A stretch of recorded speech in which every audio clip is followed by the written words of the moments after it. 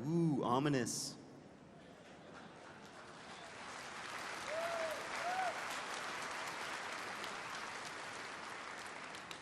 Thus concludes a planned part of the lore panel today, so please try to embarrass us up here on stage with questions we can't answer.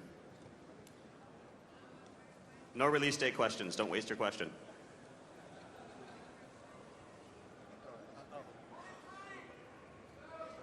I have a question about a character from Diablo 1, Adria. When you went back to Tristram in Diablo 2, I couldn't find any evidence that she had died with the people, and I was wondering if she was going to make some sort of appearance in Diablo 3, whether it was just a passing thing or she would show up herself. Well, if you played the beta, she's Leah's mother. And when you go back, when you're running around Old Tristram with Leah, she talks about how the fact that her mother died and she was raised by Deckard Cain. So she obviously lived a little bit beyond the destruction of Tristram. You'll have to play the game to find out more about what actually happened to her. But, you know, in the beta, we talk about how she died. Thanks. How you doing? Real quick, I just wanted to ask about one piece of concept art that I saw a while back. It looks like two angels, and one angel is like powering up, and it looks like Tyrael cowering back. And I was wondering if one of two things: either can an angel fall and become a demon, and also, do angels have separate forms, maybe when they're about to attack somebody, that would explain the change that we see in that piece? Unfortunately, I don't know the exact piece of concept art you're referring to. It wasn't in our show today, was it? Nah. Yeah, okay. So I don't know exactly what you're referring to, but to try to answer it more broadly, can angels fall and become demons? I don't want to get too precise in that. I don't think that's the case. But take a look at Iswal, who's the corrupted angel from Diablo 2. And here's some free lore. He's going to appear in Diablo 3 again. There you go. There's your reveal. How, where, when, and why again? Not saying. Well, the trick of it, I think if you state it, can angels become demons? I would say no. But they can certainly fall, and they can certainly go very dark. And they can certainly be warped, but they're just innately other than each other. You know, like they're just not the same thing at all.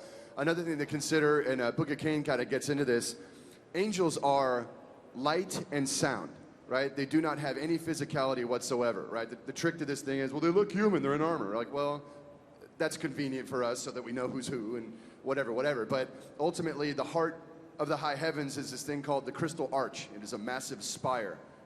Like we said earlier, the world stone may in fact be like the eye of Anu, right? The eye of this kind of a primordial godlike creature. Well, the crystal arch is rumored to be his spine, right? That when the Big Bang hit and these primordial creatures exploded and the universe was birthed, the crystal arch kind of spins up and out into the dark, and over time kind of grows and really becomes the physical place of the high heavens. Angels are birthed from the arch. It hums with sound and music and power, right? And angels really, like the wings, actually, the angel's wings, that's actually them, right? The armor is just for purposes of building a world and being able to interact with these characters, right? That's helpful to us, but imagine Diablo angels is really, they're actually more of the wings, which is funky, but it's true. They're sound and light given form. What was the question?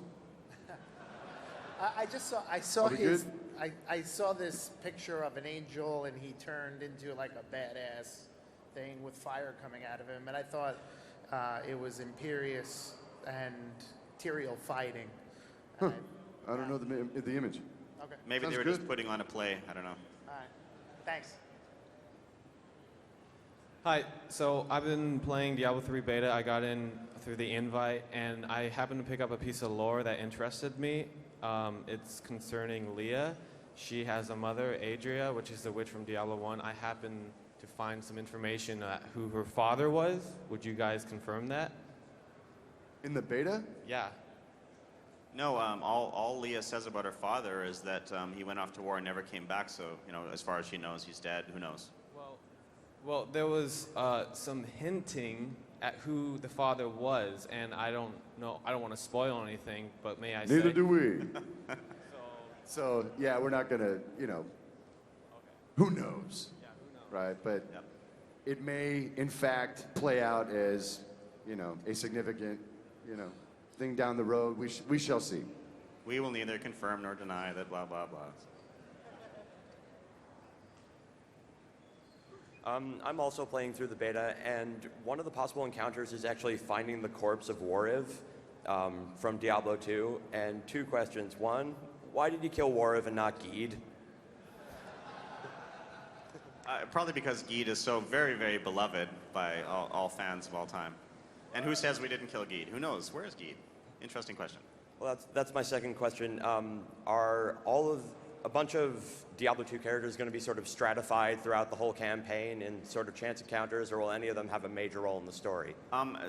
You learn. It's more hints than confirmation. Some of them, you find out exactly what happens to. Other ones are hinted at. Some aren't mentioned at all. So we've done some of it, not all of it, and I'd probably want to save most of it for that. I could mention one thing, since I told a journalist yesterday, I might as well tell you guys that an apprentice of the Necromancer from Diablo 2, you can meet him in the Stinging Winds, which is the region that we showed in 2009's Blizzcon. So he appears in 2 different possible events in that area. I look forward to you guys finding them and seeing what hints are in there. Hi. So at the end of Diablo 2 expansion, Tyrael kind of throws his sword and destroys the World Stone, which seems like a really huge event.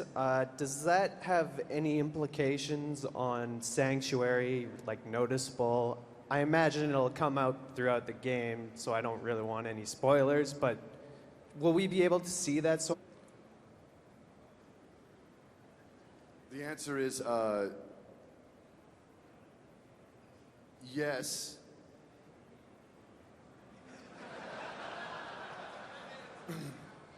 The answer is yes. Yeah, the destruction of the World Stone, or was it, is a huge moment in the universe of Diablo, right? I guess the question would be, can you destroy a World Stone? I know what we saw, but Right, I mean, it's just possible. We've mentioned before that the World Stone was one of the things that was suppressing the power in humanity, their sort of natural birthright of being Nephilim, so it's broken now. What does that mean? What does it mean for mankind? What does it mean relative to the eternal conflict? Can you destroy this thing? Or, especially if you consider it exists at the heart of creation, right? And it was kind of hijacked, and so the nature of its physicality there within Mount Arreat, does it exist on multiple, these are all questions that are very, very significant. We answer many of those questions, but not all of them, and it's all very deliberate, and, you'll more to come. Well, something that we even talked about this morning is that the World Stone kept large numbers of angels and demons from coming to Sanctuary. So now that it's gone, people were wondering why the invasion hasn't happened. And finally, when you run into Azmodan, the demon invasion is finally happening. So that's at least one way that it's definitely infecting Sanctuary. Yeah, and Azmodan's not an idiot. He's seen what's happened to all of his brethren, and he knows how dangerous humans are. So he's trying to be careful and come with overwhelming force. It's funny, Azmodan's invasion actually happened like 15 years ago, but he forgot his keys at home and they had to turn around and go back. That was terrible. Can we get a courtesy laugh for him?